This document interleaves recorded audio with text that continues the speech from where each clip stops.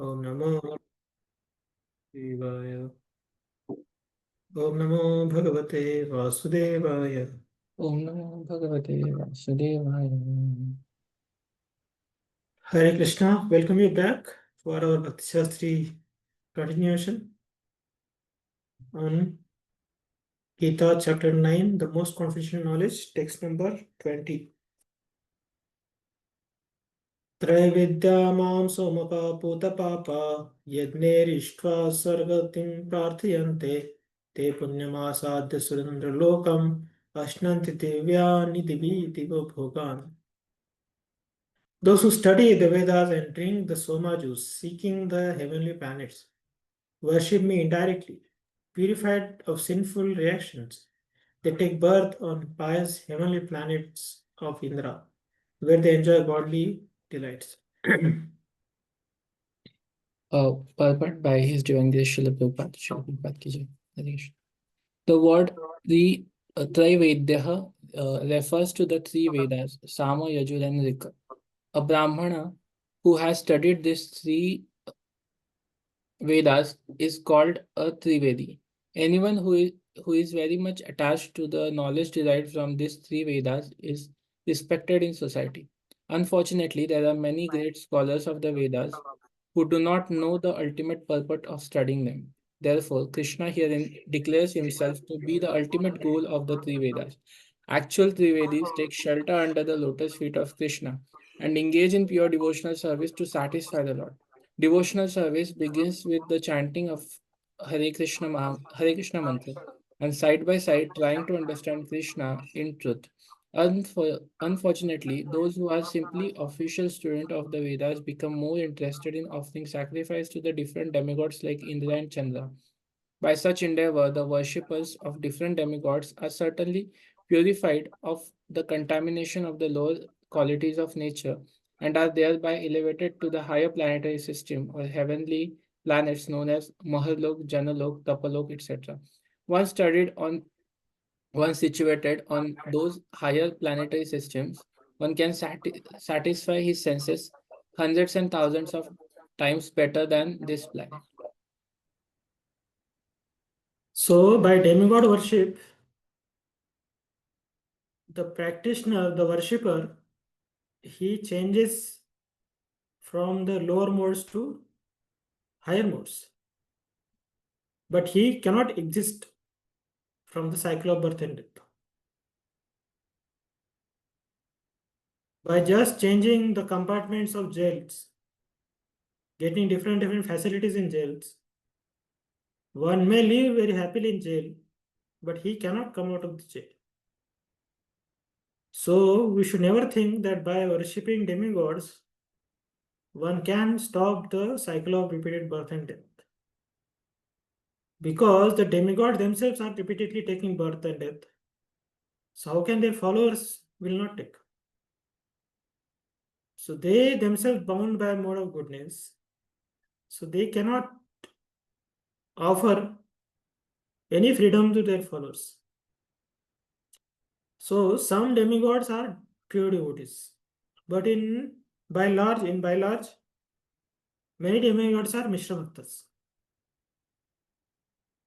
So depending upon at that particular time which demigod in what mode, that way the benefactor will get the benefits by practicing these egic karmas to the demigods.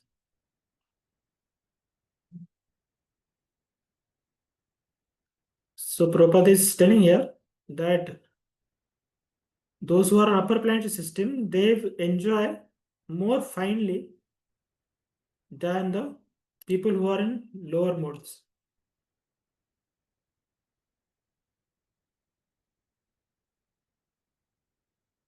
Te tam bhuktva suragalokamvishalam shine punne matalokam vishanti yam tvai dharma manu prapanna gata gatam kama labhante. When they have thus enjoyed vast heavenly sense pleasure and the result of their pious activities are exhausted, they return to this mortal planet again. Thus, those who seek sense enjoyment by adhering to the principles of three Vedas achieve only repeated birth and death. Isha Mataji or Amitaji, if you can read 9.21 Vyala. Okay, Babuji. Just a second, wait.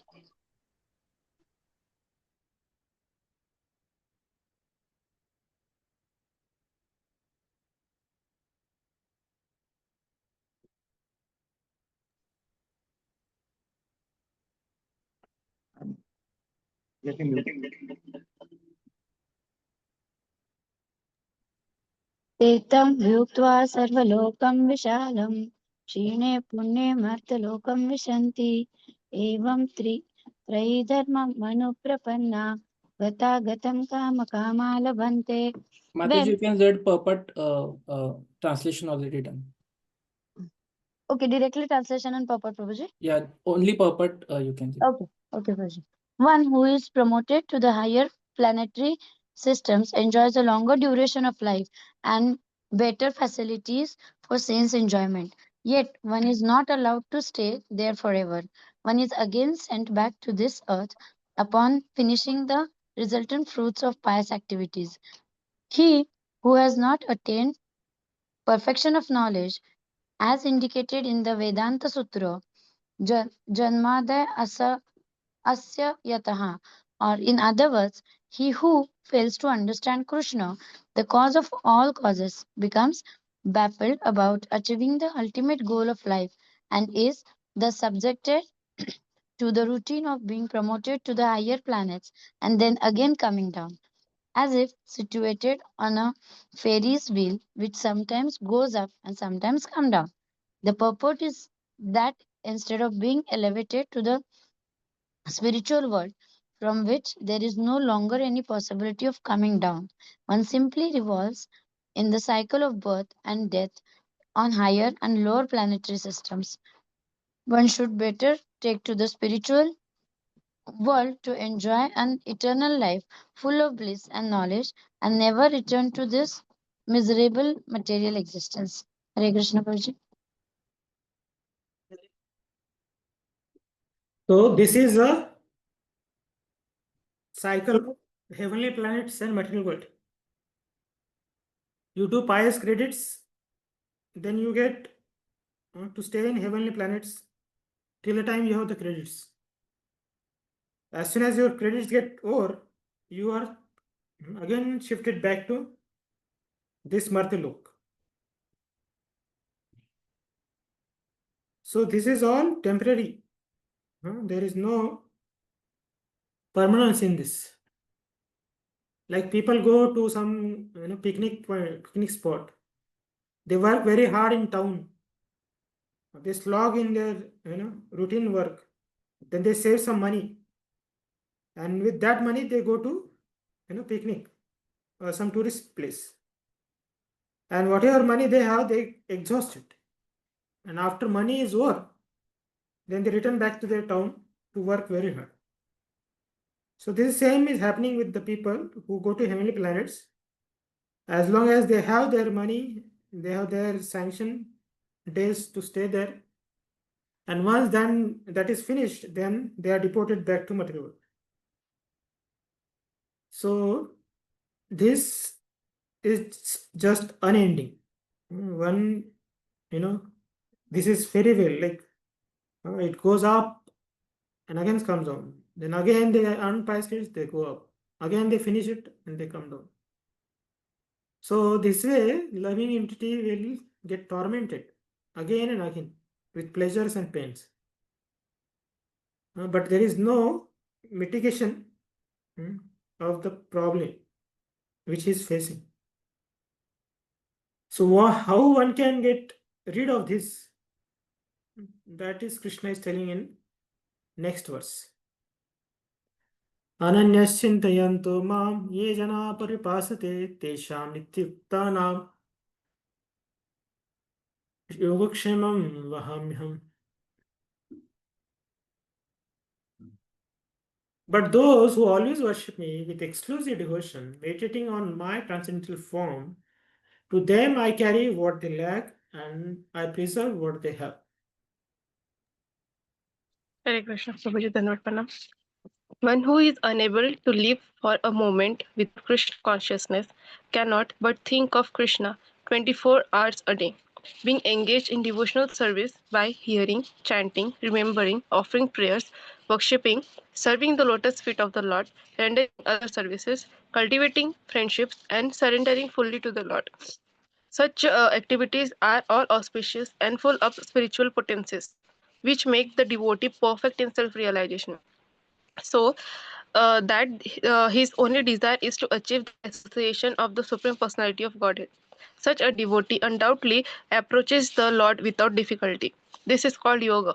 By the mercy of the Lord, such a devotee never comes back to this material condition of life.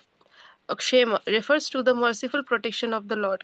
The Lord helps the devotee to achieve Krishna consciousness by yoga, and when he becomes fully Krishna conscious, the Lord protects him from falling down to a miserable condition like Hare Krishna. Thank you so much. So yoga means positive, and shema means subtraction. Yoga is addition, and shema is subtraction. So for devotees, they add Krishna, and without Krishna, everything is subtracted. That is material life. So if in our life we add Krishna, that is spiritual life, and if we subtract Krishna from our life, then that is material life.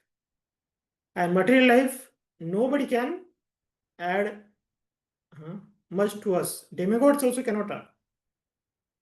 Even we ourselves add, and that goes in minus.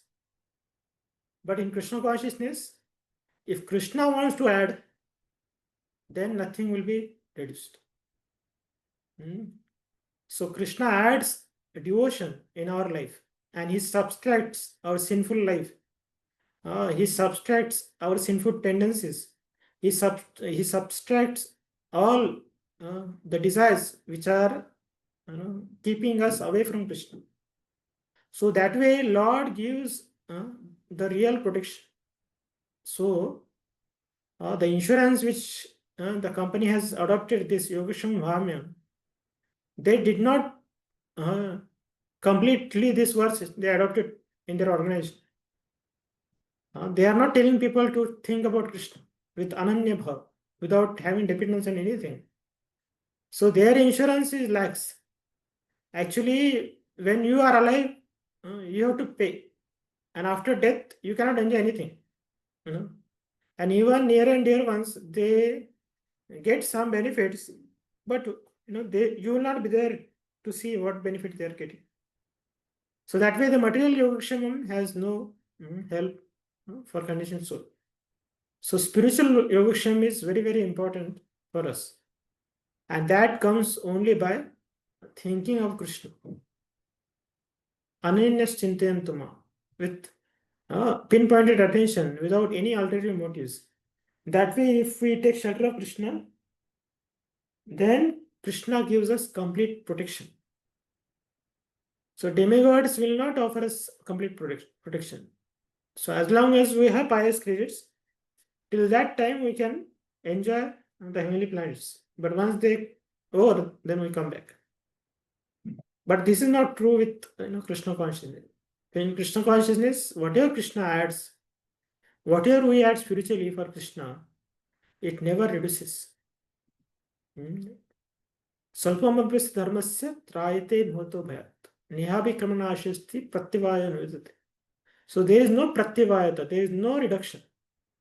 So whatever we do Krishna consciously, it is for our eternal benefit. So this is real protection of Krishna, the real insurance of Krishna for his unalloyed devotees. Mixed devotees, they get some protection, but because their shelter is not unalloyed, their protection also doesn't last long. As soon as they think they're independent, they'll lose the protection of the Lord. But devotees of the Lord, they don't know anything other than Krishna. And Krishna doesn't know anything other than them.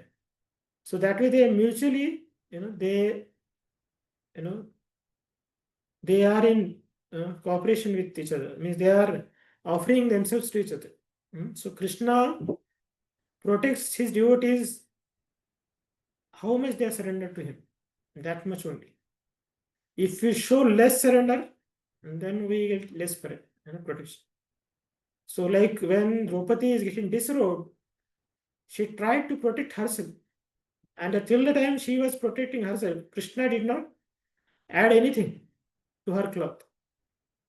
But as soon as she completely surrendered to Krishna, then Lord appeared as a sari, and he gave such a protection that even Dushasan, who is like having 10,000 elephants strength, he was pulling her, but he got exhausted. He was sweating, but that protection of Krishna was not at all reduced. So that is real Yogakshama by Supreme Lord. And other are there is no protection at all. So now Lord is telling how demigod worship is a wrong way of worshipping Krishna.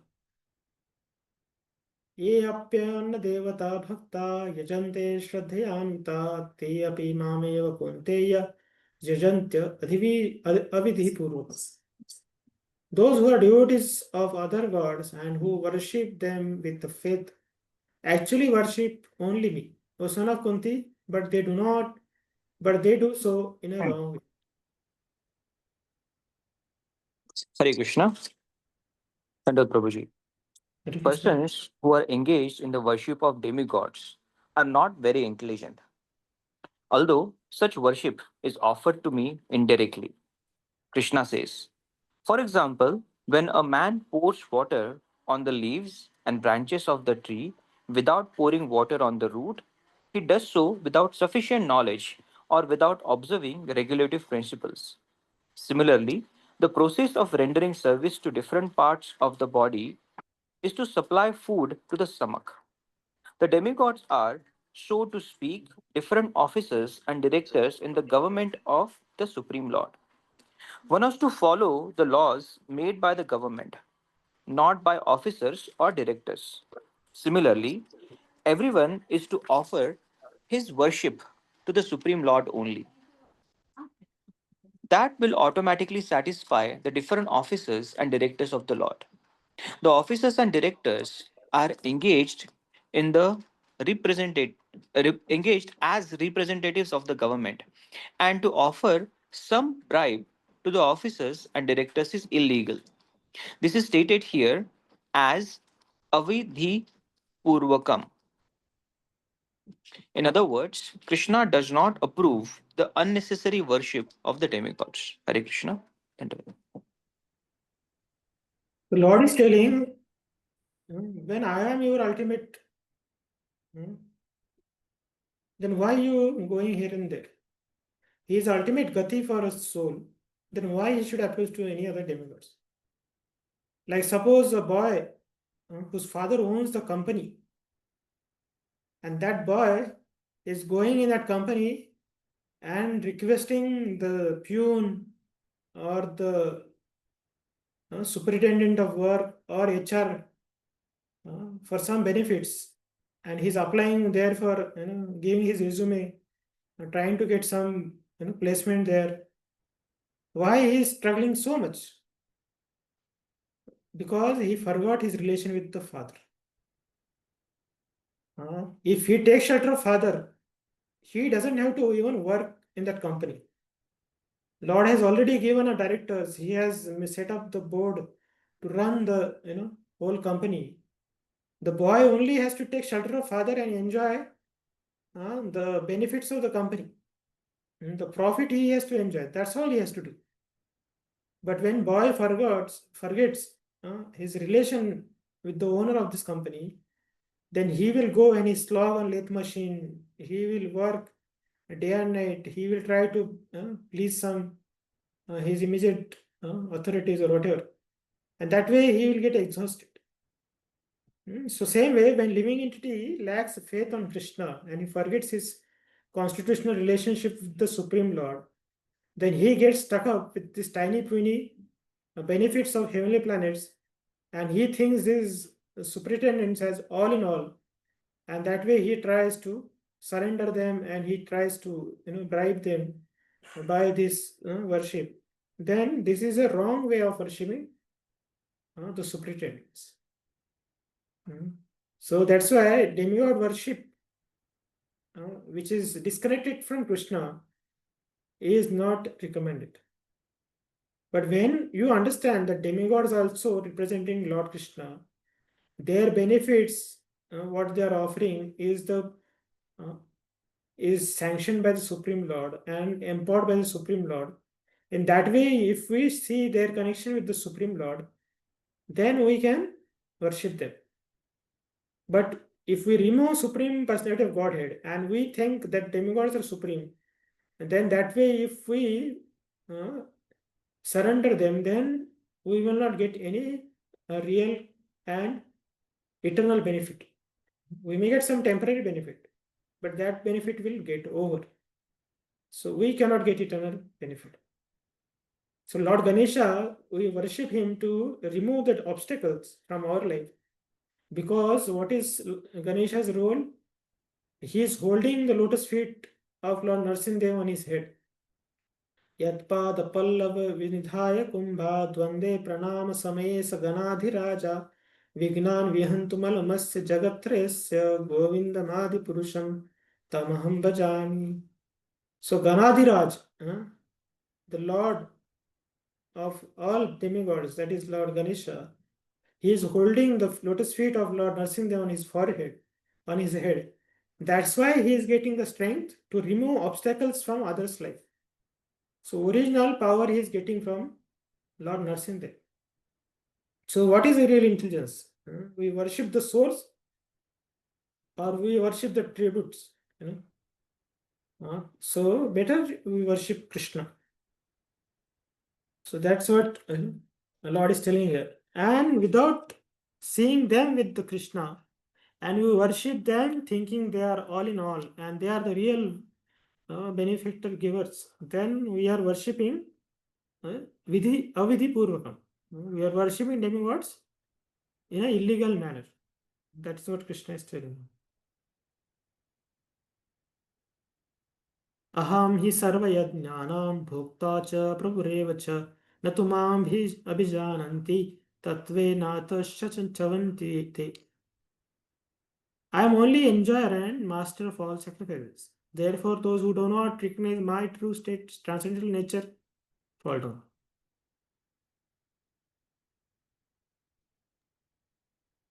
Rahul Raji or Dipakshi Mataji, can you read?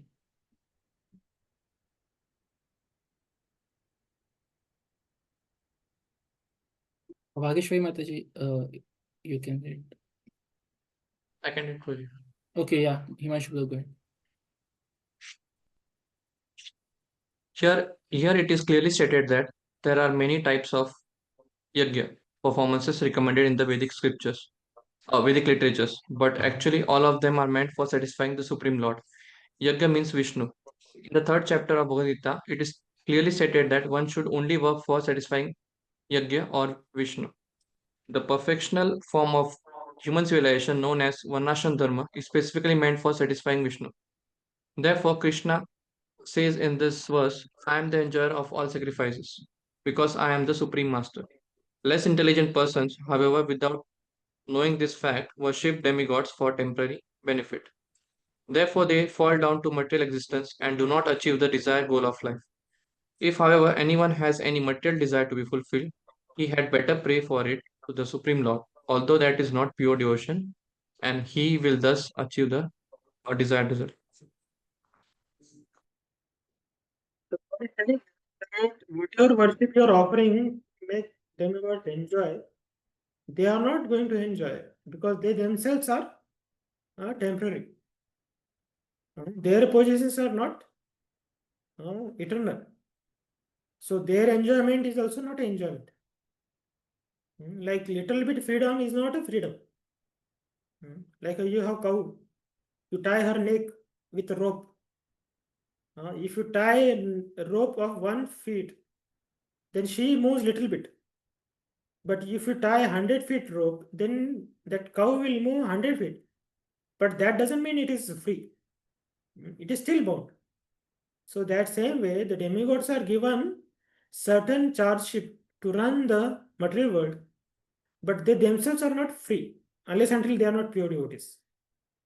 But just because they have pious credits enough to get that post, they are there. But that post is not of a pure devotee. It's not fully surrendered post.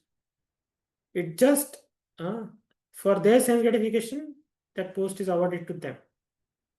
So the living entity wants to do sense gratification, and that's why they want to facilitate the worship of demigods. And demigods, they want some adoration and some followers. That's why they are getting.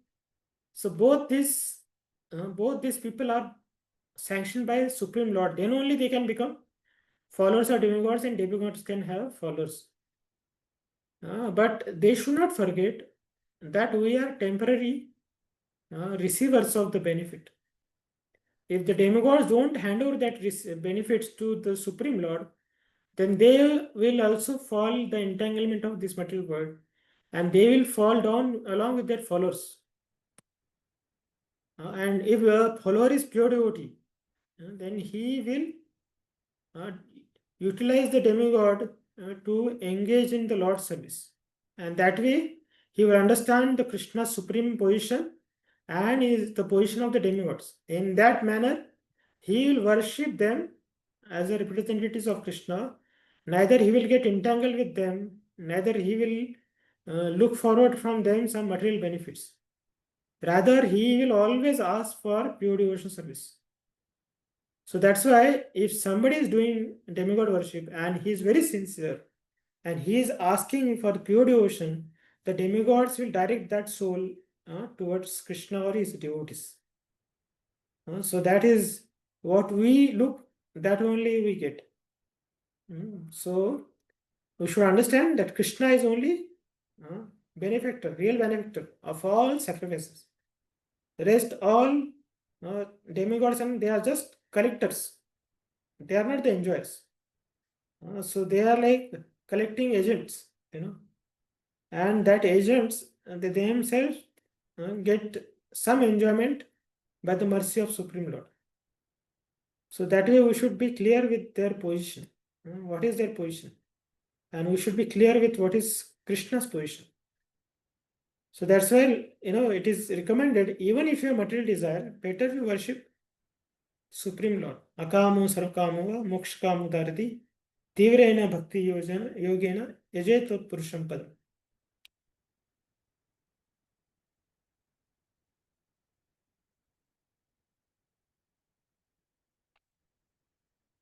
Yanti devavrata devan pitru yanti pitruvrata bhutani yanti bhuteja yanti madhyajino api mam. Those who worship the demigods will take birth among the demigods. Those who worship the ancestors go to the ancestors. Those who worship ghosts and spirits will take birth among such beings. And those who worship me will live with me. Purport: if one has any desire to go to the moon, the sun, or any other planet, one can attain the desired destination by following specific Vedic principles recommended for that purpose, such as the process technically known as Darsha Paurnamasin. These are vividly described in the fruitative activities portion of the Vedas, which recommends a specific worship of demigods situated on different heavenly planets. Similarly, one can attain the Pita planets by performing a specific yagna. Similarly, one can go to many ghostly planets and become a yaksha, rakshasa, or pishacha. Pishacha worship is called black arts or black magic. There are many men who practice this black art and they think that it is spiritualism. But such activities are completely materialistic. Similarly, a pure devotee who worships the Supreme Personality of Godhead only achieves the planets of Vaikuntha and Krishna Loka without a doubt. It is very easy to understand through this important verse that if by simply worshipping the demigods one can achieve the heavenly planets, or by worshipping the Pitas achieve the Pita planets, or by practicing the black arts achieve the ghostly planets, why can the pure devotee not achieve the planet of Krishna or Vishnu? Unfortunately, many people have no information of these sublime planets where Krishna and Vishnu live, and because they do not know of them, they fall down. Even the impersonalities fall down from the Brahm Jyoti. The Krishna consciousness movement is therefore distributing sublime information to the entire human society to the effect that by simply chanting the Hare Krishna mantra, one can become perfect in this life and go back home, back to Godhead. Hare Krishna, Prabhu. So whatever path you choose, that is the destination one gets. Like we take a direction of north, then we go to Delhi. If you take a direction of east, then we go to Puri. If you take a direction of east, okay. So like that, whatever direction we take, that is our destination. If people have taken direction of demigods, Devan, worshipping demigods, then their destination is Devalok. If they have taken Pitruloka, Pitru worship, then they go to Pitrulok. So Lord is above all these worshippers. He is Goloko Nivasita Akhilatma Bhut. So Lord is residing not in heavenly planets, not in Pitrulaka, but he is residing in the Golok Vrindavan. So those who worship him, they only can attain the abode of Krishna. So like we also in material life, which branch we take, that engineer we become. If you take arts science, then you become arts student. If you take engineering branch, then you become engineer. If you take a doctor, medical branch, then you become doctor. So same way, those who worship demigods, they go to demigod planets. So those who want to go to spiritual world in the abode of the Lord, from the abode of the Lord, what Krishna tells, Janma karma che me devam yema veti tatuta tekta deham punarjanma naiti mameti swarjana. So if somebody takes interest in Krishna's pastimes, and one who understands his pastimes are divine, and Lord is supremely divine, and his worship is also divine, then such a person gets the abode of Supreme Lord. He gets the entry in the spiritual world, and from that planet there is no return. One doesn't return back to material world. But these planets of Brahma, planets of demigods, planets of Pitrus, planets of any other places, they are in the cosmos of this material world where again and again annihilation and creation and maintenance, this cycle happens again and again. So people will, along with the demigods, they also get, they also have to repeatedly take birth again and again. So that is the destination of worshipping different demigods and Pitrus. And the supreme most destination is Krishna, that can be achieved only by worshipping Lord Krishna. So Prabhupada is giving here what is the path to reach in the spiritual world. Yeah. So Prabhupada just mentioned in this 2 lines. Hare Krishna conscious, the Krishna conscious movement is therefore distributing sublime information to the entire human society to the effect that by simply chanting Hare Krishna mantra, one can perfect in this life and go back home, back to God. So our process of worshipping Krishna is chanting Hare Krishna Maha Mantra. And what is our destination? is his abode, that is spiritual world, that is Golok Vrindavan, and that is back home, back to Godhead. And what kind of worship one has to do for getting Krishna's mercy? How kind Krishna is, and he simplifies his worship. Is said in this verse. Patram pushpam phalam toyam. You all recite after me. Patram pushpam phalam toyam. Patram Pushpam pushpam phalam phalam toyam. Yo me bhaktya prayachati. Yo me bhaktya prayachati Prayachati. Tadaham bhakto pahritam. tadaham Tadaham bhaktu bhaktu prahatam prahritam. Ashnami prayatatmana.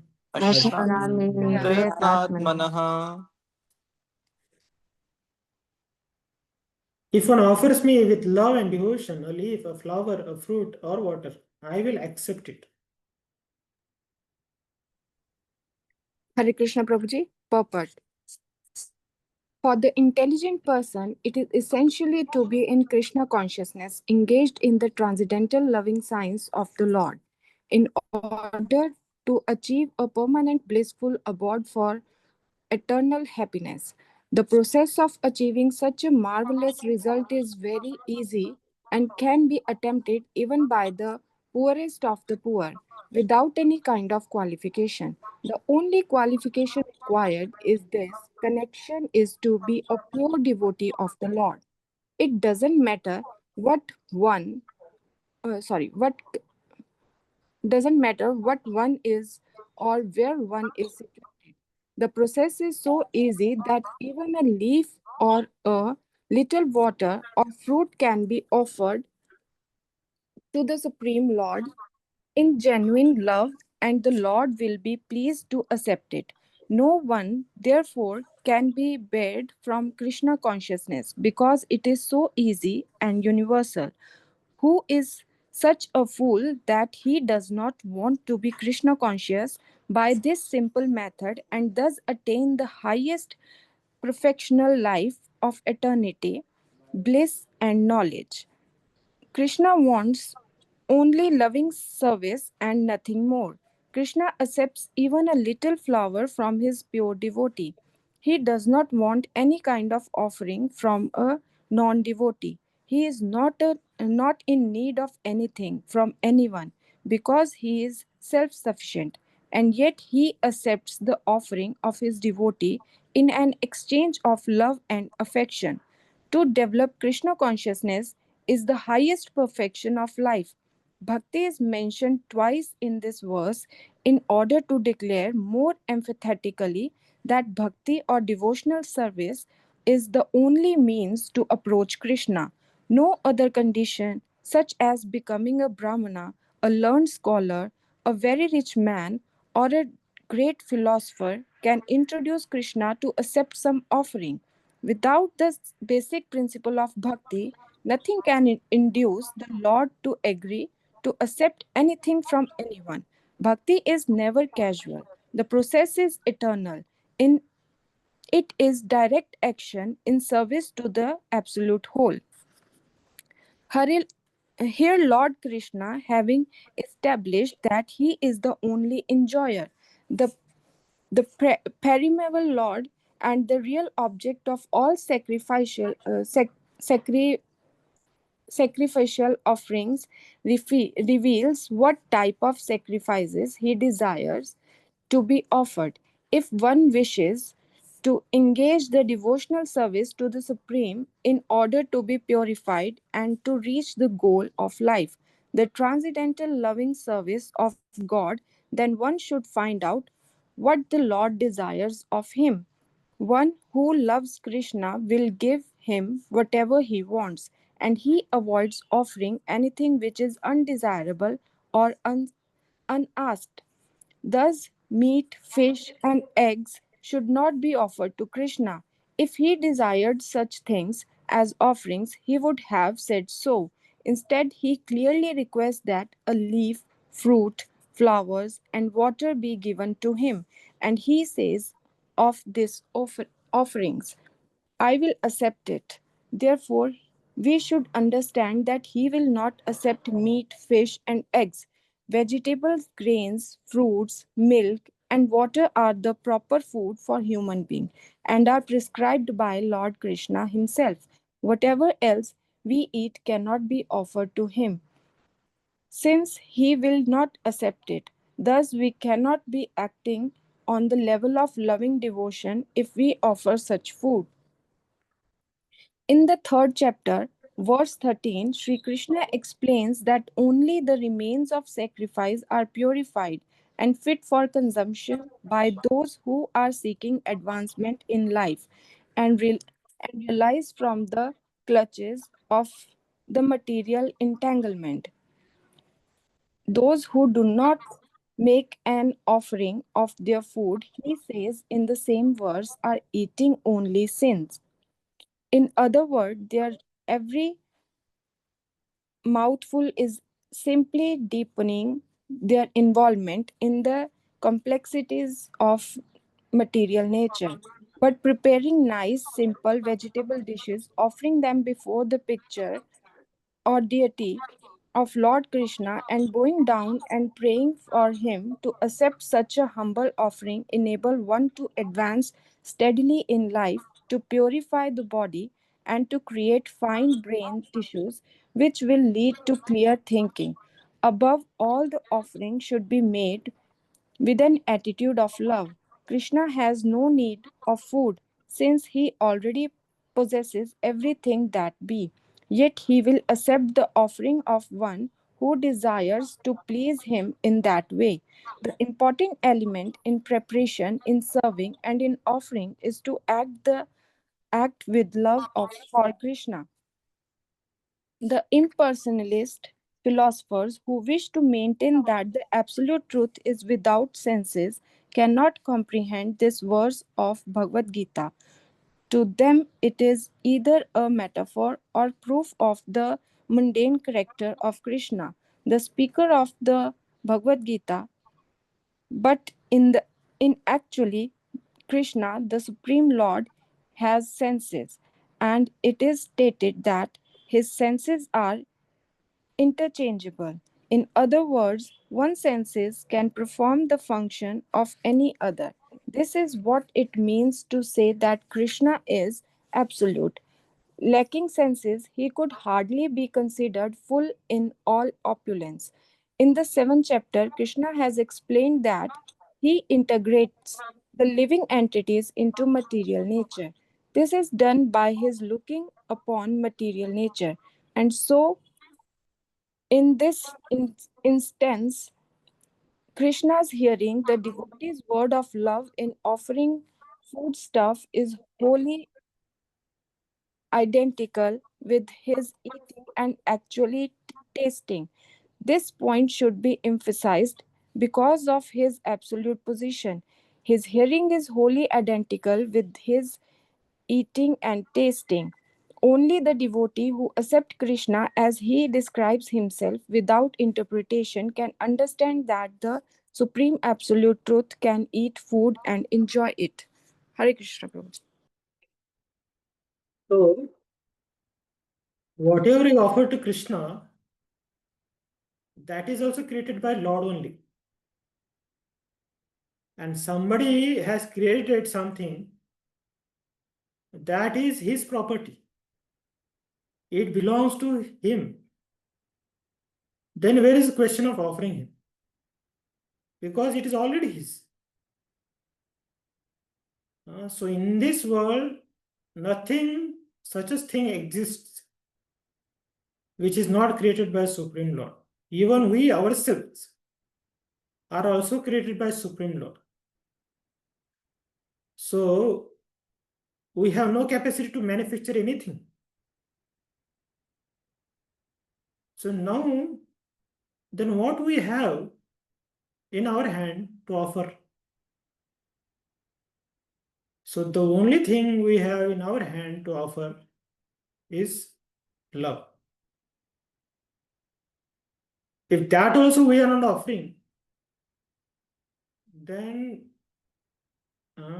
it is so annoying to Supreme Lord that he will not see what one has prepared. So in Duryodhana's house, he has prepared 56 varieties of foodstuffs with the best of the qualities by best of the chefs.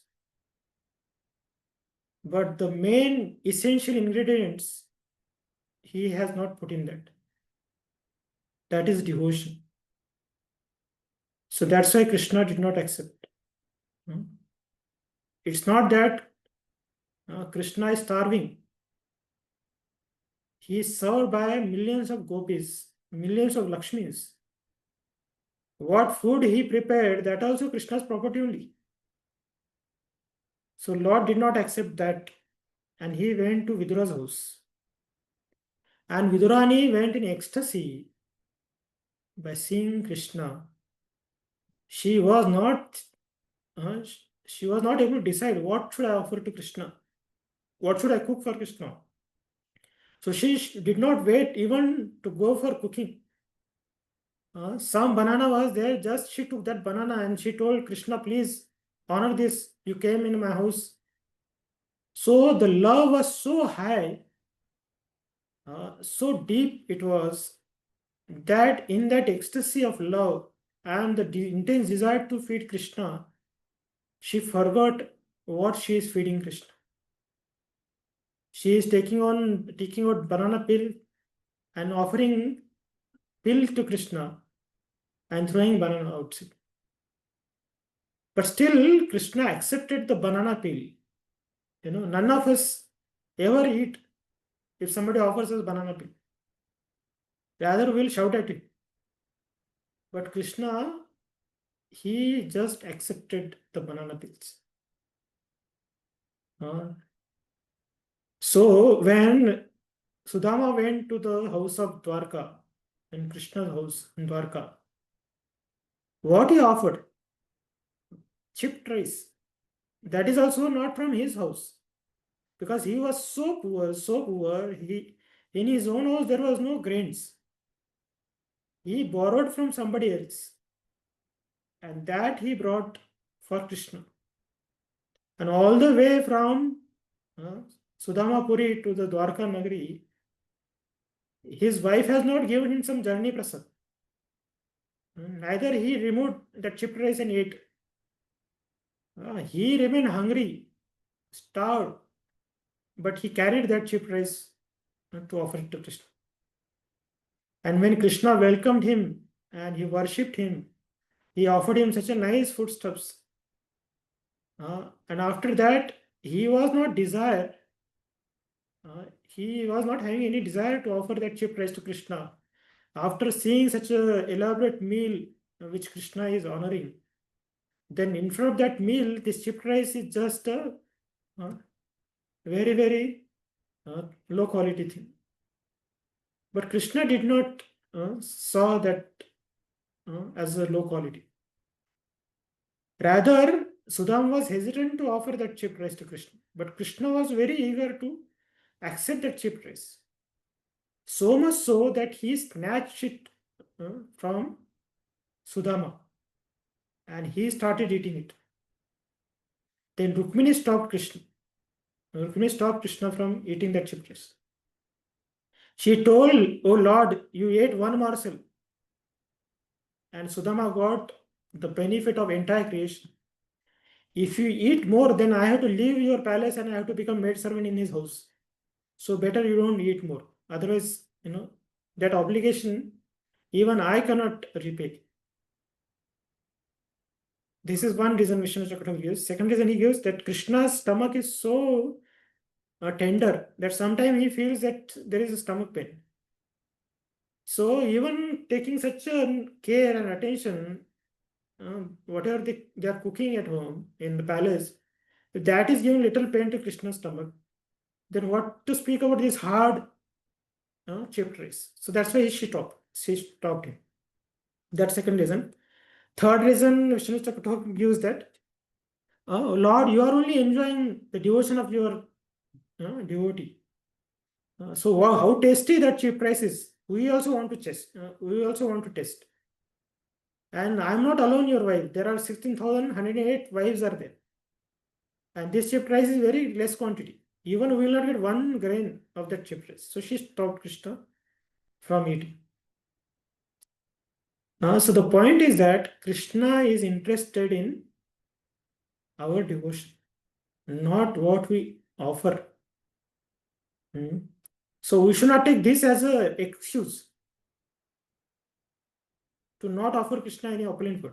We should not say, I'm not Duryodhana, I will not offer Krishna and Chappan Bhoga, I will offer him Paranapils. So that is not the essence we are speaking of. So whatever in your position, whatever best we can offer it to Krishna, that best we have to give to Krishna, and with the best of our consciousness.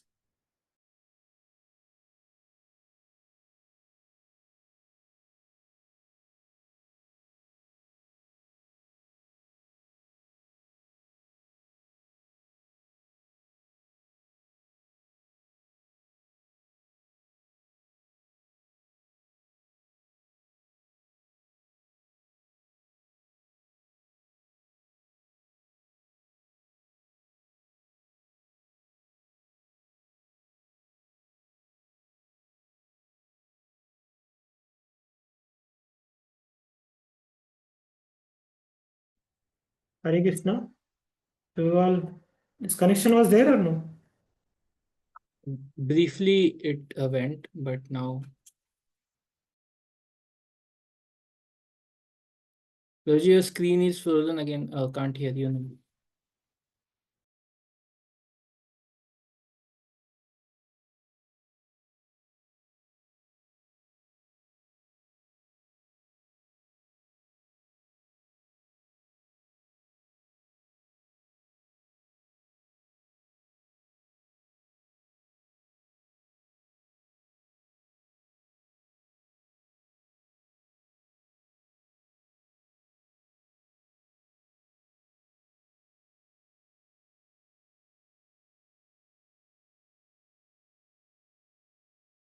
Hare Krishna. Haripal? Hare Krishna, Prabhuji. Yes, we can hear you now. Okay, till where we were last? What is it?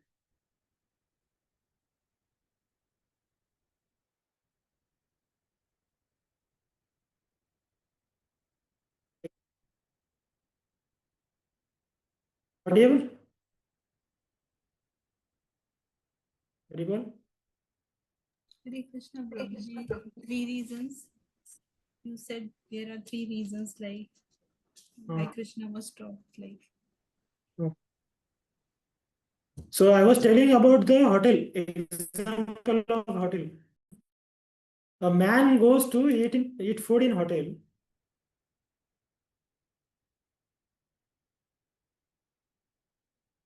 So who has paid the bill? The man only. So waiter has only responsibility of offering that food to him. He is not going to pay the bill. But the way, the attitude he has while offering to that man, that person, the customer, that way he will get the tips. If he's just throwing plates, or he's bringing and just with heavy heart he's putting it, offering it, then he will not get any tips. So same way, where everything is Krishna only gave it to us. In our house, whatever grains are there, whatever everything, not a single grain we have manufactured. So this all ingredients are given by Krishna to us. So what is left with us is our attitude. And that right attitude is called as a devotion. When with love we offer something to Krishna, then he gets pleased. So much so, Lord is telling here that I don't look at what elaborate offering you are doing, but if you just offer with love, a flower, a fruit, water, Like that, he is telling.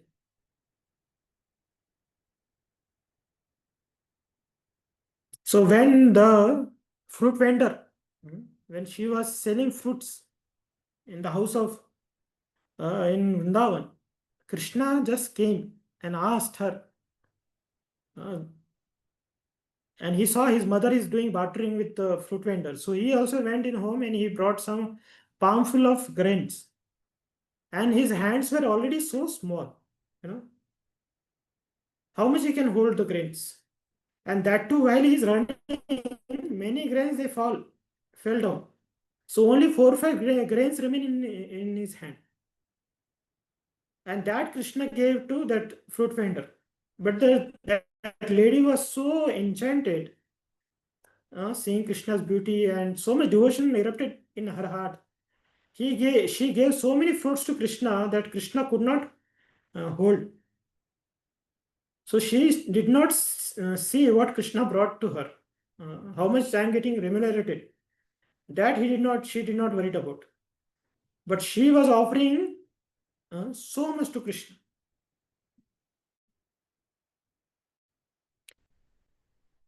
And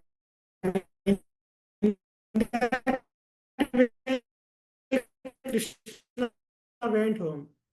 But in return, whatever we offer to Krishna, nothing falls short to us if we offer it with love. So that is very important. So we have to offer it to Lord with love, devotion. And we should not eat anything which is not offered to Krishna. So we must be very careful that we should not eat anything which is not offered to Krishna.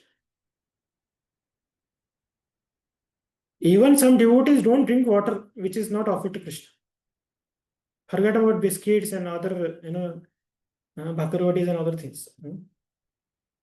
So anything Jain is not prasad.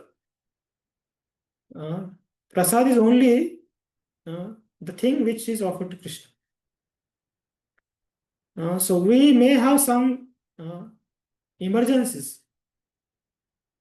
At that time, to just survive, to keep body soul together, we can have exception.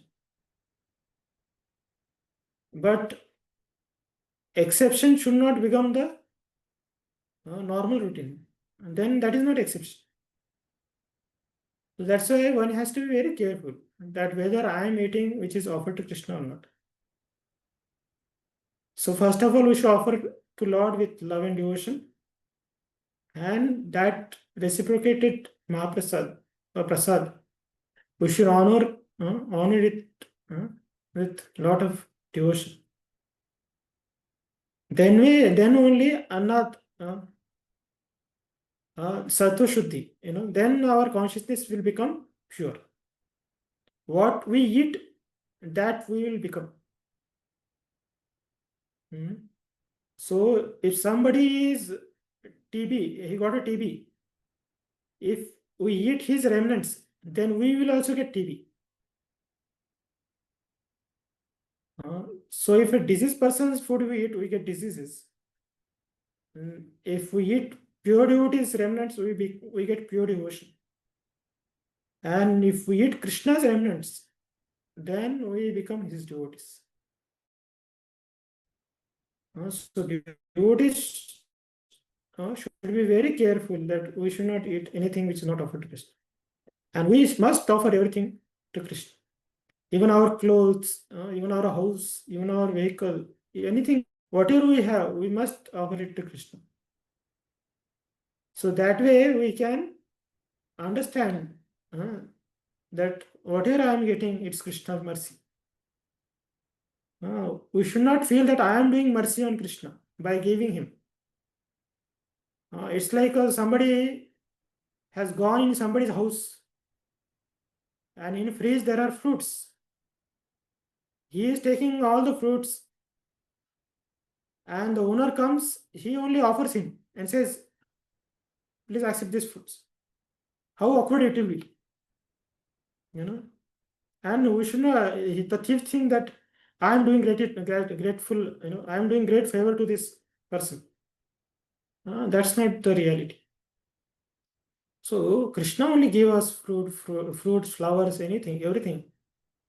So indeed we should offer him, and we should accept his remnants. So like chaste wife eats the remnants of husband. So same way we are also his Krishna's devotees. So we should eat nothing than his remnants. So that way our consciousness will be purified. So this verse of Patram Phulam Toyam, Krishna spoke to Arjuna in Bhagavad Gita, and Krishna again spoke this verse to Sudama in 10th canto. I will just share that verse.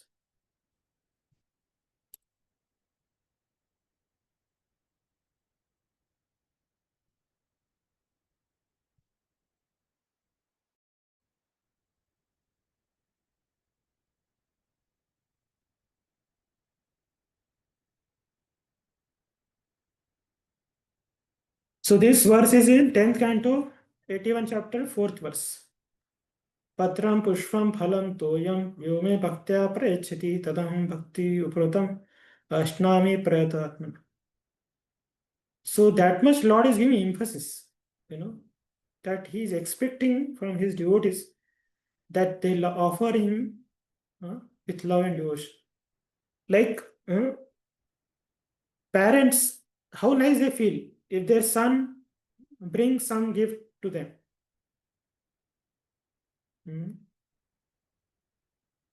So who is giving money for that gifts to their son? The parents only. And parents can purchase hundreds of gifts like that, of that capacity. What is there in tiny funny gift the boy has brought? But real joy is not in the gift. The real joy is that boy has showed love for them.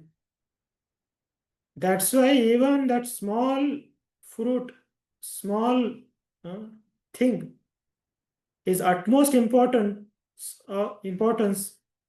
for the father. But same father goes in office and his employees give him bouquet on his birthday, then that is a ritual, because he is their boss, so they are offering him. If tomorrow somebody else become boss, they will offer the bouquets to him. They will not search him, where is our last boss? We'll go and offer him bouquet. So no. So demigod is regarding Krishna, they are celebrating Krishna is because of obligation. There is no devotion in it. They even pray to Krishna. Oh Krishna, thank you, you came, you saved us. And when Krishna is going back, they don't mind that Krishna has gone back to his abode. They will not run behind Krishna to go back with him. They say, Lord, you remain happy there in your world. We will be happy in our world here. As long as you come, you do some fighting, we'll put flowers upon you, we'll shower flowers upon you, and you done the task, you can go and we'll remain here. So that is devotion with some ulterior motives. But that is better. At least that is better. They're offering something. But demonic people, they take everything of God and they want to blaspheme God only. Like, they are eating in the plate of Lord and they are putting hole to that plate. So how ungrateful are those people? People are getting strength by eating food given by God, and they only become atheists and they deny God is dead, God doesn't exist. So how ungrateful one is. So that is not expected from devotees. So we must offer Krishna. So Lord, he makes his demands so less. He is ready to he gives such a discount. Can you imagine? Patram pushpam phalam toyam. This much discount Lord has given. if we fulfill the condition of love, and the devotees who are loved, they will not stop in Patram Pushpam Phalam Te. They want to offer their whole existence. They want to offer themselves to Krishna. So that is a symptom of devotee, Atma Samarpana. They give themselves to Krishna. What to speak about their house or their food and other things. They give themselves to Krishna. So much so they give to Krishna that Krishna says, I don't have anything to repay. Na pare ayam. He says,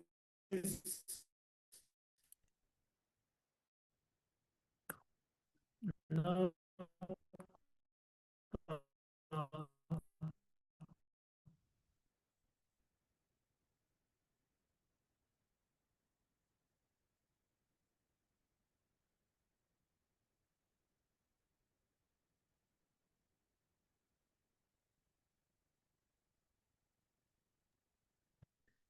that Lord says, I don't have anything to offer you back in return. The offering which you people have done to me. Somebody can read? I'll read the shloka. Naparayeham niravadya sanyujam swasad krutyam vibudha piva yama bhajan durja ke shrunkhala samrush tadva pratiyatu sadhana. Read.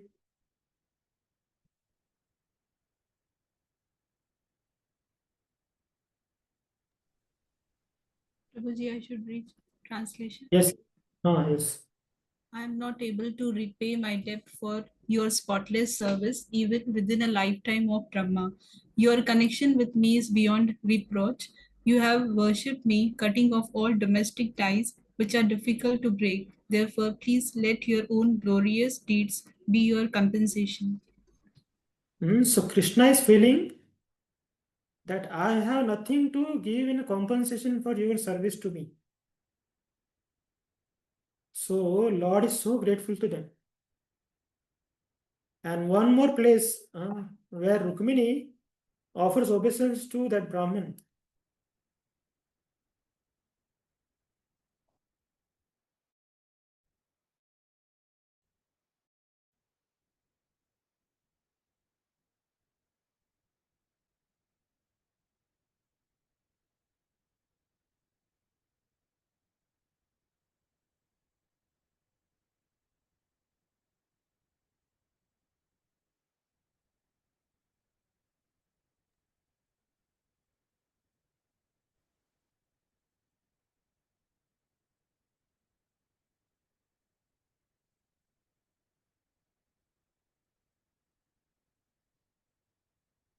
So when the messenger goes to Krishna, that Brahmana of her for her priest of their house, their son, he goes to Dwarka with the letter of Rukmini.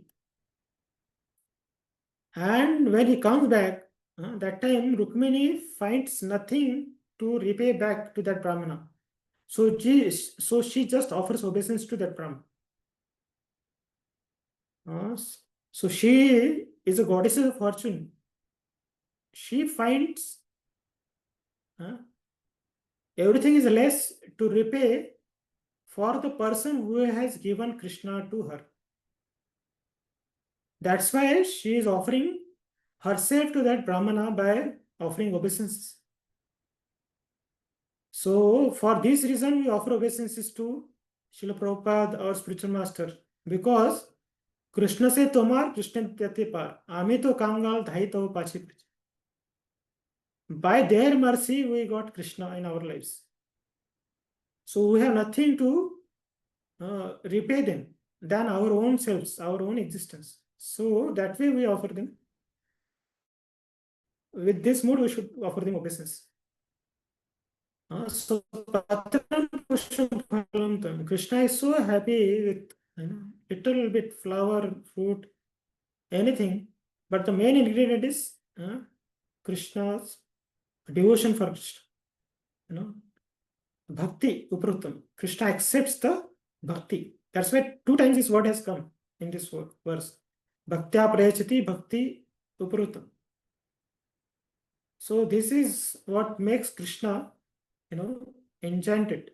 The devotion of his devotees.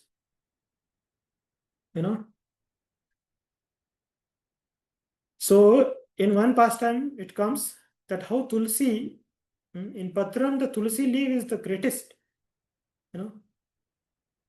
So once Satyabhama was proud that Krishna is with me only. I can sell Krishna. Like that thought came in her mind that Krishna is my property. So once Narad Muni came in, he asked Satyabhama, please give me something in charity. I will ask you something in charity.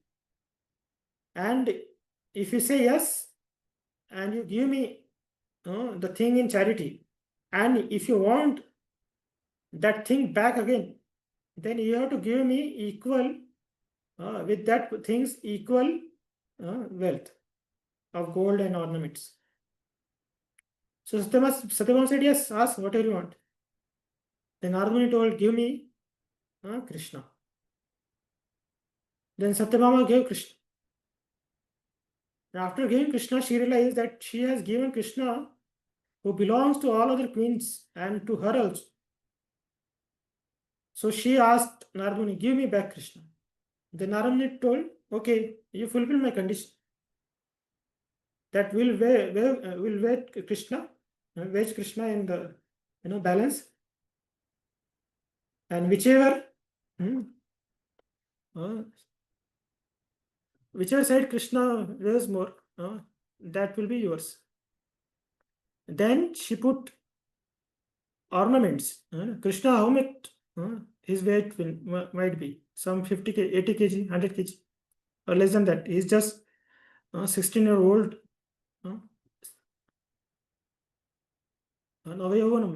Personality. So she thought, what is that? Krishna will be within my ornaments only. He will be, the balance will come up, she thought. But nothing happened. Krishna's, he did not move also a little bit. Then all other kings, they brought their ornaments. Still Krishna was not getting lifted. Then Satyabhama and all, they were sweating. But Rukmini knows what can compensate Krishna. So she just put a Tulsi leaf. As soon as Tulsi leaf was put, Krishna's balance went up. He just floated in the. So the devotion of devotees is heavier than Krishna. Krishna is sold out for his devotees' devotion. So that one leaf of Tulsi Maharani, because she is the most dear to Krishna, that one leaf satisfies Krishna so much that he is, sold out to sold out. Already he was sold out, but again he got sold.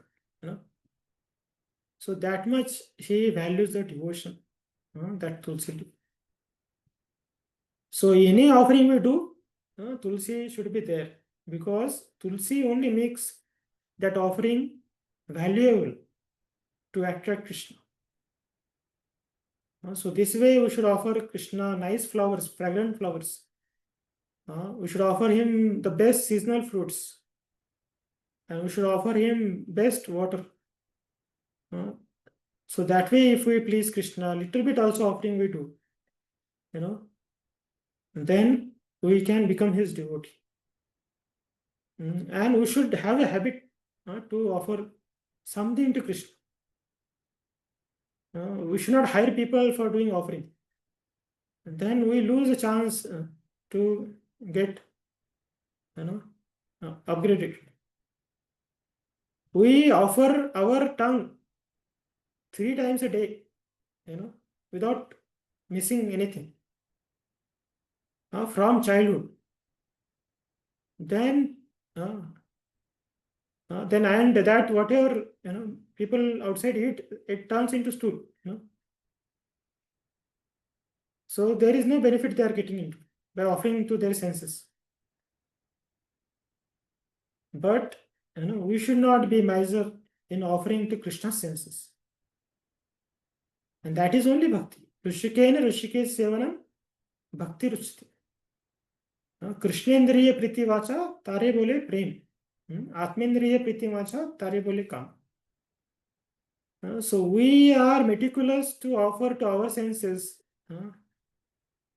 but not to the senses of Krishna. And if we show laziness to offer to Krishna, then we cannot get Krishna's love.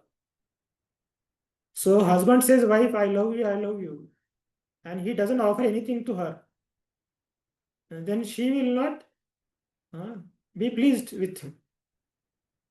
So love means our actions also should be reciprocal with that personality. So one who calls oneself devotee of Krishna, then they should offer Krishna nice footsteps. They should offer Krishna nice chanting. We should do nice reading. We should do. So these are all offerings. Whole life of Vaishnava is nothing than offering. Their existence is an offering to Krishna. So that must be done with devotion. When in army a dog offers his life for nation, then even big army officers, they salute that dog because he offered his body to the nation. Then what to speak about devotees? If they offer their life to Krishna, then how much they'll please Krishna. So Krishna says, even more than my worship, I love my devotees getting worshipped. If somebody is not loving his devotees, then he will not, somebody else is showing that I love him, then he is not at all happy with that. So Yagik Brahmanas, they did not give food to the Gopas, but they are doing big yagya for Lord Vishnu's satisfaction. And the Vishnu's supreme Lord is Krishna there, right there.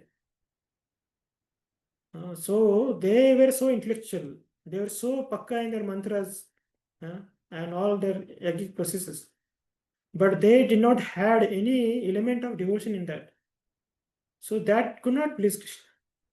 Rather, their wives, who have not learned Vedas also, they offered everything to the boys, the Gopas. And that way they could please Krishna. So this is Krishna's compassion. He is so merciful. He is telling that I am ready to reciprocate.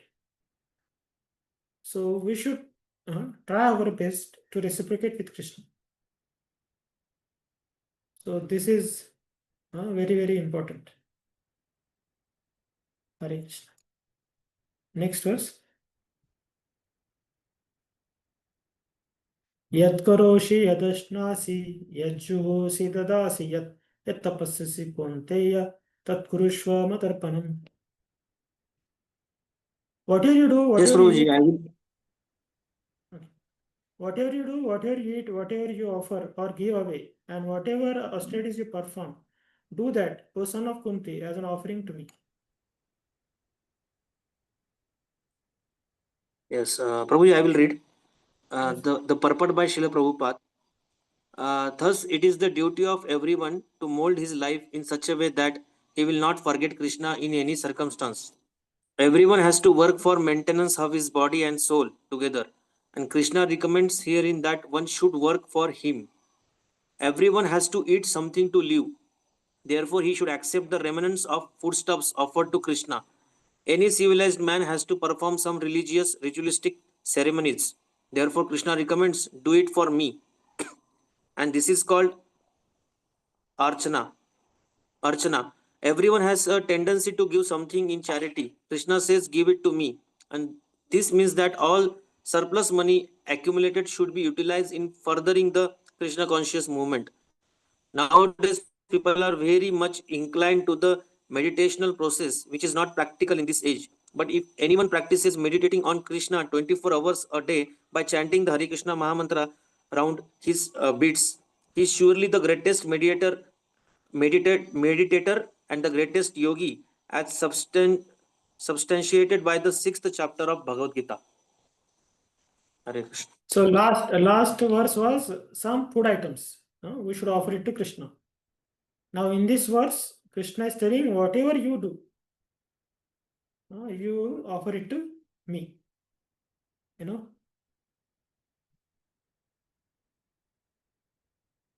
So whatever austerities we do, we should offer it to Krishna. Whatever we eat, we should offer it to Krishna. Whatever we give it to Krishna.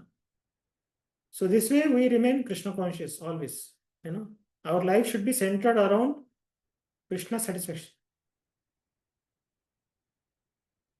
Shubha Shubha Phale Reva Moksha Se Karma Bandhane Sannyasa Yoga Yuktatma Vimukta Mamupaishyasi. In this way, you will be freed from bondage to work, and it is auspicious and inauspicious results. With your mind fixed on me, in this principle of renunciation, you will be liberated and come to me.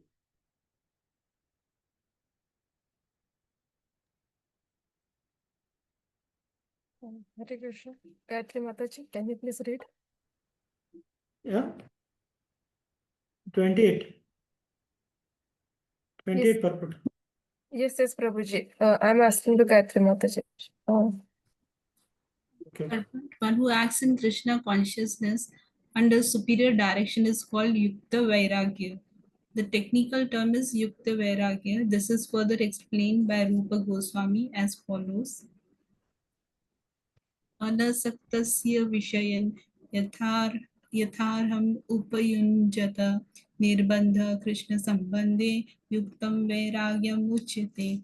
Bhakti Rasamrita Sindhu 1.2. I can't see it. Rupa Goswami says that as long as we are in this material world, we have to act. We cannot cease acting. Therefore, if actions are performed and the fruits are given to Krishna, then that is called Yukta Vairagya. Actually, situated in renunciation, such activities clear the mirror of the mind. And as the actor gradually make progress in spiritual realization, he becomes completely surrendered to the Supreme Personality of Godhead.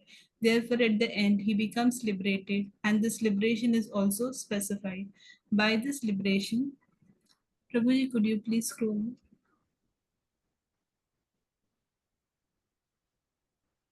By this liberation, he does not become one with the Brahma Jyoti, but rather enters into the planet of the Supreme Lord.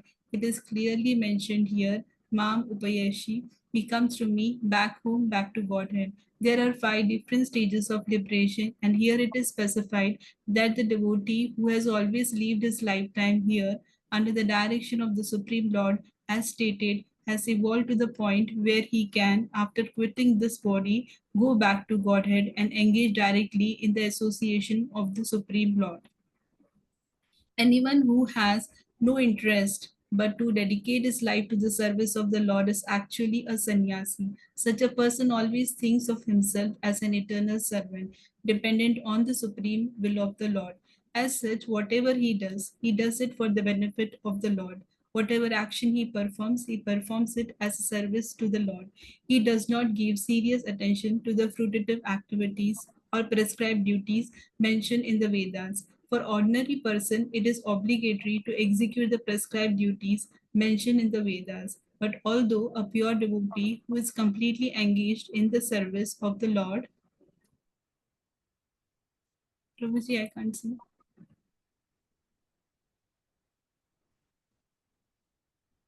In the service of the Lord. May sometimes appear to go against the prescribed Vedic duties. Actually, it is not so. It is said, therefore, by Vaishnava authorities that even the most intelligent person cannot understand the plans and activities of a pure devotee. The exact words are Tandra Vakya Kriya Mudra Vigmehana Bhujyaha Chaitanya Charitamrit Madhya 23.39. A person who is thus always engaged in the service of the Lord, or is always thinking and planning how to serve the Lord, is to be considered completely liberated at present, and in the future his going back home, back to Godhead, is guaranteed. Guaranteed. He is above all materialistic criticism, just as Krishna is above all criticism. Surrender unto me. Hare Krishna. So here, Prabhupada is telling Yukta Vairagya. So we should be Yukta in giving sense gratification to Krishna. And we should be Vairagya in gratifying our senses. But in conditioned stage, we do exactly opposite. We are Yukta in gratifying our senses. And we have Vairagya in gratifying Krishna's senses. So that is called as a Falgu Vairagya. When we gratify only our senses and not offer any pleasure to Krishna, so that is Falgu Vairagya. That mentality is called as a Prapanchikya, worldly mentality. But devotees, they don't give up the things. Like Prabhupada used to say that you give us all money. We will not say no to it. But we will not enjoy 1 rupee also, but we will engage that all money in Krishna service. So people feel that if Lord is telling I should not enjoy, then Lord also should not enjoy. If it is not for me, then it should not be for Lord also. So that is not a real Vairagya. Real Vairagya is that everything Krishna can enjoy. I should not enjoy Krishna without Krishna consciousness. We should enjoy that Krishna is enjoying. So that is the mood of a Vaishnava. So in all our actions, we should remember Krishna always. So there is nice poem written by Bimal Thakur. In that he mentions what is the consciousness of the gopis in Undayan. Vikretu kamakhilak popa kanya murari padarpita chitta vritti dadhyadikam moha vashada vochat govinda damodara madhaveti. So the gopis, they used to go in Mathura to sell the milk, curd, and other things. So on their head, the pot is filled with milk. The pot is filled with dahi. So what a vendor should call out when he wants to sell these products? He should call, somebody should get dahi le lo, doodh le lo. That kind of, they should shout out. But here gopis are so absorbed that although on their head there is a pot of milk, there is a pot of butter, that pot of curd, they are calling out Govinda Damodar Madhava. Somebody take Govinda, please take Damodar, please take Madhava. So that much they were conscious, absorbed in Krishna's thoughts. So in our conditioned state, sometimes while chanting, we are chanting Krishna's names, but our absorption is some other things. So this is exactly opposite situation we are in compared to gopis. They were doing worldly things, but they were absorbed in Krishna. And we are doing Krishna conscious things, but we are absorbed in material things, material world. Then this is like, totally opposite to what pure devotees do. So we have to change our all this consciousness to this consciousness that whatever I do for Krishna. Whatever I offer, I do for Krishna.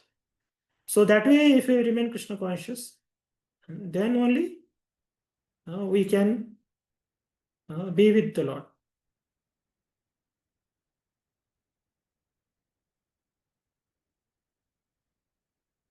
So Prabhupada is telling a person who is thus always engaged in service of the Lord, always thinking and planning how to serve Lord, is considered completely liberated at present. And in future, he is going back home, back to what it is guaranteed. Prabhupada is giving here guarantee. But what is prerequisite for that guarantee? That one should be always thinking and planning how to serve Lord. In home, a Mataji is offering Krishna 3 times bhoga. She is always thinking the home deities as her children. And that way, if she is absorbed, then she is as good as a liberated soul. And a person is working in company, but he is absorbed in Krishna. Then he is in company, but not in a company. He is also liberated. So where our mind is, there we are. And the body also will go there. My body also will follow the mind. So that's why we should be very careful that we, at least when we go to temple, our body is in temple. So we should not send our mind somewhere else. We should keep that mind in our in the auspicious place. Like some old lady is going for Tirtha Yatra. She is going towards Pandharpur. But she is asking the hometown people that how's my buffalo? How's my daughter-in-law? So although she is going to Tirtha Yatra, but her attachment is still at home only. Then his just body is moving towards Lord, but mind is moving towards home. So that is not progressive. But real progression is Gruhe Thako, Vane Thako, Sada Hari Bhole Thako. Whichever place we are, we should remember Krishna. So there is verse in Bhagavatam that what should be our consciousness.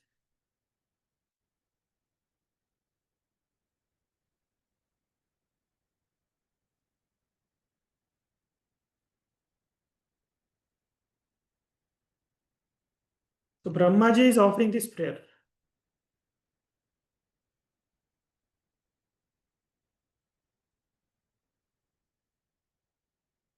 Kyane prayasamudapasya namanta eva jivanti sanmukharitam bhavadeya vartam sthane sthita shrutigatam tanuvam manobhir prayasho ajito jitopasi staistlokyam. Somebody can read? 1 minute, I have to take call. 1 minute, wait. Hare Krishna.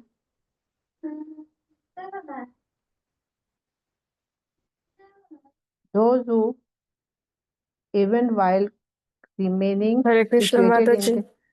Yes, Mataji. Just wait for a minute. Prabhuji is on call. When he ends up, we'll continue. Okay.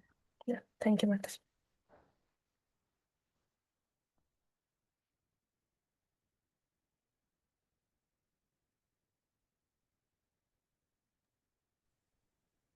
Yes, Mataji, you can read now. Hare Krishna.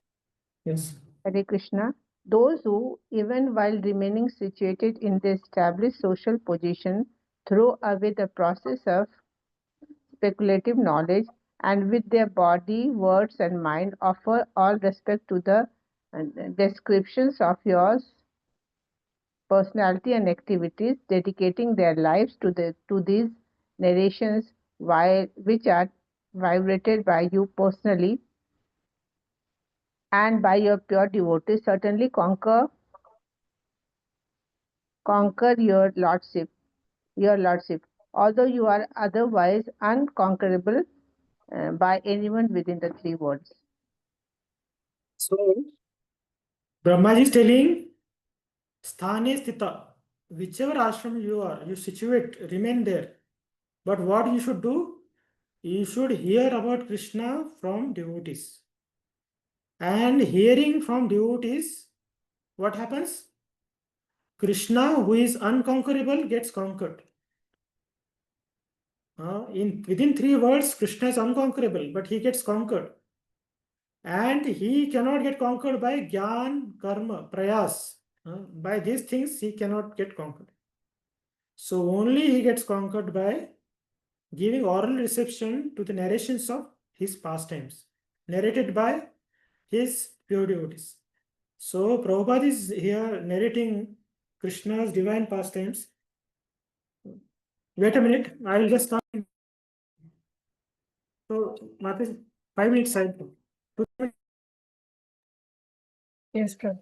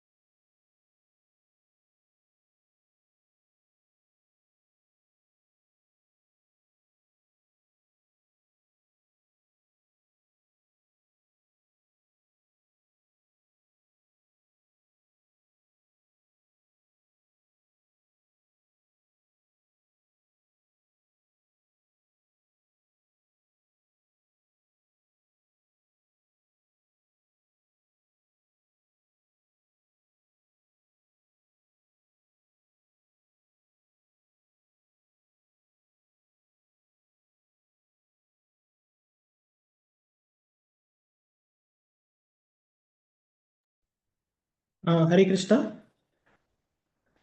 So, Bhakti doesn't depend upon any position of social status or any location. It depends upon only how we reciprocate with Supreme Lord.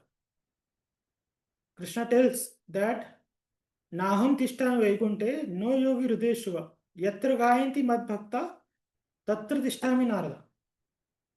So Lord is telling that I don't reside in heavenly abodes, in Vaikuntha or in hearts of yogis, but I reside where my devotees come together and they discuss about me, they chant together, they do kirtan together. So that place, Lord resides. And that place makes us Krishna conscious. So Prabhupada left Vrindavan and he went to foreign country of America, the Mlecha place. But he carried Vrindavan with him.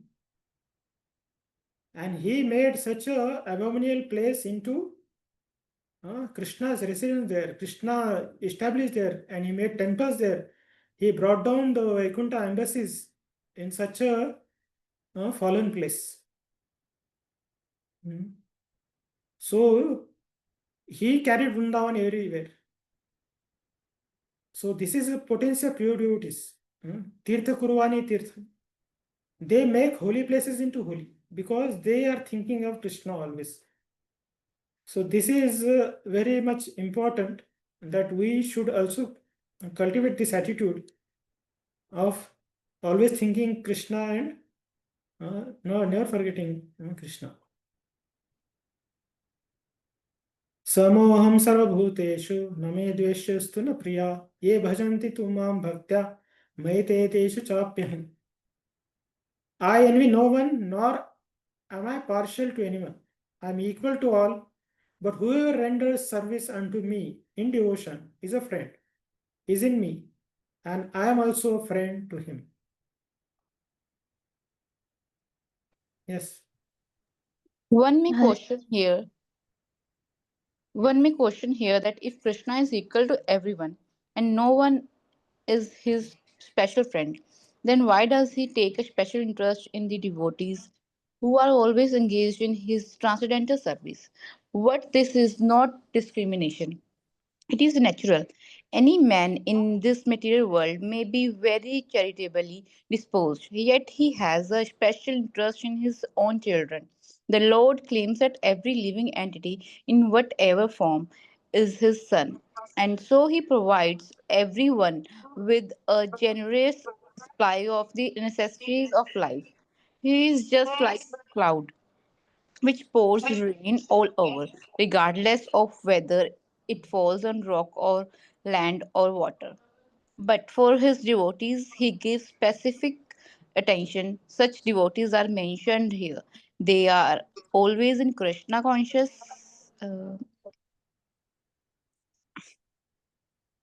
Where is with the Krishna consciousness, and therefore they are always transcendentally situated in Krishna. The very phrase Krishna conscious suggests that those who are in such consciousness are living transcendentally situated in Him. The Lord says here distinctively, my they are in me. Naturally, as a result, the Lord is also in them. Can you scroll it? Yes, them. This is reciprocal. This also explains the words ye yatha mam parpanyate tams tathaeva bhajyam aham.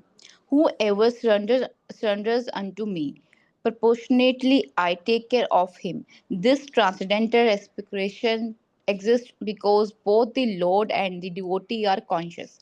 When a diamond is set in a golden ring, it looks very nice. The gold is glorified, and at the same time, the diamond is glorified. The Lord and the living entity eternally glitter. And when a living entity becomes inclined to the service of the Supreme Lord, he looks like gold. The Lord is a diamond, and so this combination is very nice. Living entities in a pure state are called devotees. The Supreme Lord becomes the devotee of his devotees.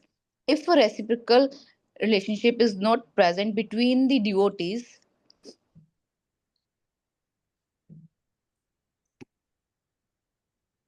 between the devotees yeah between the devotees and the Lord, then there is no personalist philosophy. In the impersonal philosophy there is no reciprocation between the supreme and the living entity, but in the personalist philosophy there is. The example is often given that the Lord is like a desired tree, and whatever one wants from this desired tree, the Lord supplies. But here the explanation is more complete. The Lord is here stated to be partial to the devotees. This is the manifestation of the Lord's special mercy of the devotees. The Lord's reciprocation should not be considered to be under the law of karma. It belongs to the transcendental situation in which the Lord and his devotees function. Devotional service to the Lord is not an activity of this material world. It is part of the spiritual world where eternity, bliss, and knowledge predominate. Hare Krishna. We see even ordinary government takes care of every citizen. Even some are in jail. Them also government is responsible. Government takes care of those people also. So like that, government is taking care of all the citizens. But sometimes government favors some citizens by giving them Bharat Ratna, Padma Shri, because they are reciprocating meticulously, positively, and for the benefit of the country. So if ordinary government has such a equal vision and such a favoritism, and nobody will object for it. So why Lord should be objected? Lord is giving everyone the equal opportunity, but the responsibility lies from our side. How we reciprocate. So if you want to count what a gratitude, what a favor Krishna is doing on us, we should just look around. Every day sun is rising. Every day, every season rain is coming. In our society, we pay maintenance. In summertime, when water is not there, the tanker comes. Then we pay the bill for the tanker. But the water which comes in that tanker, who is giving that water? That is given by Krishna only. And Krishna not only sends one tanker, but he sends so many tankers in rainy season in the form of clouds. These tankers are filled with water of river, but they don't require any truck to carry them. By just air.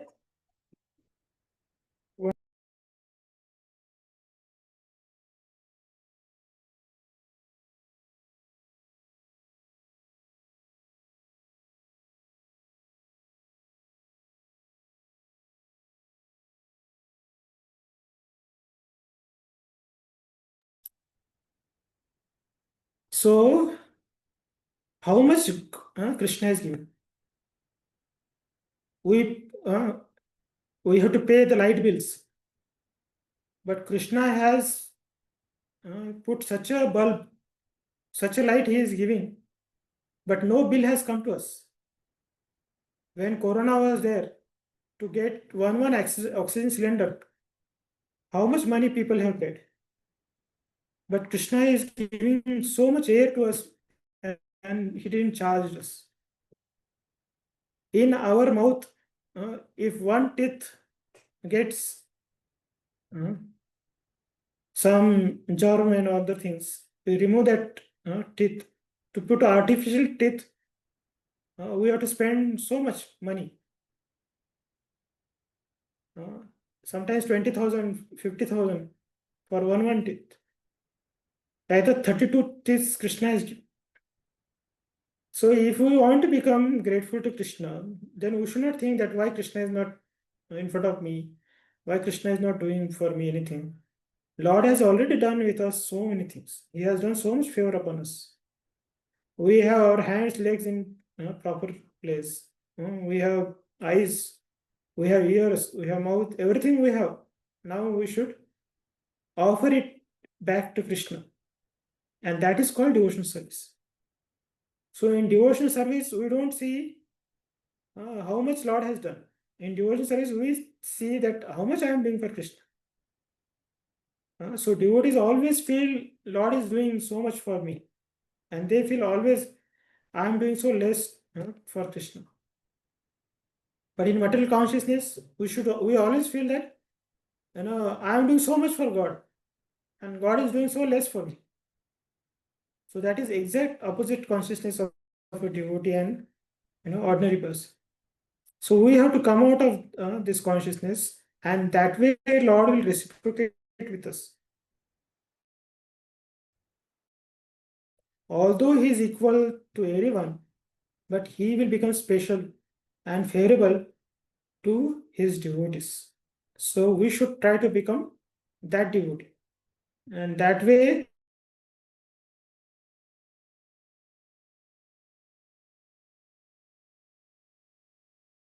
is to become devotees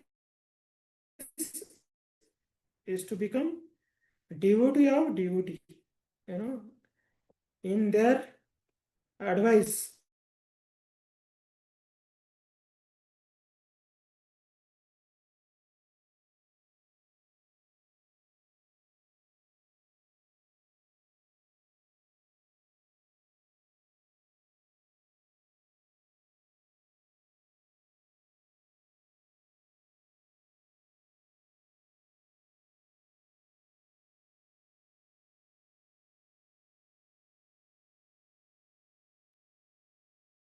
Hare Krishna, Prabhuji.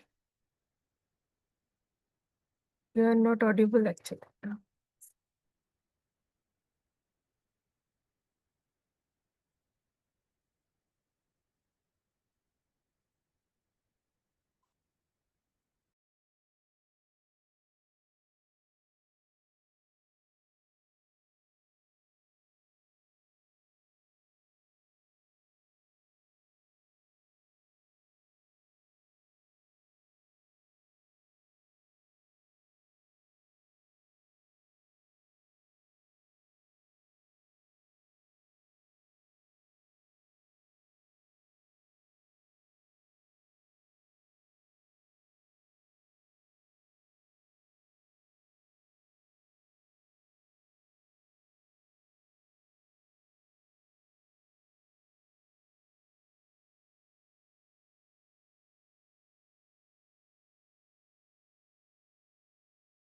Hare Krishna. So we will stop here now, or we'll take another half an hour extra and we'll complete this chapter. What do you want? Prabhuji is stopping. Okay, ठीक है. So this week, next week yatra is there. So next week we will not have class. Okay. And Diwali also there. So all of you are busy. So we will have next week class. Okay. Thank you. Srila Okay, Prabhupada. Prabhuji. Jai. Hare Krishna. Hare Krishna, Prabhuji. Hare Krishna, Prabhuji. Dhanwad Hare pranam. Krishna, Hare Prabhuji. Krishna, Thank Prabhuji. you. Thank you so much. Thank you, Prabhuji.